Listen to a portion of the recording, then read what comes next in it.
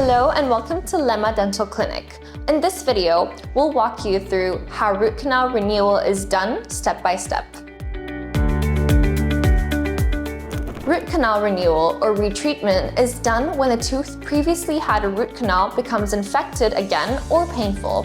This can happen if the original treatment missed a small canal, wasn't sealed properly, or if new decay has reached the root area. You may need this procedure if you're feeling pain, swelling, or sensitivity in a tooth that's already had root canal. Sometimes, even years later, the area becomes reinfected and needs attention again. Here is how we do it at Lemma Dental Clinic. First, we take a detailed X-ray or 3D scan to evaluate the tooth and the surrounding bone. Then, we numb the area completely, so you stay comfortable during the entire procedure. Next, we open up the tooth, remove the old root canal filling, and clean the root system thoroughly.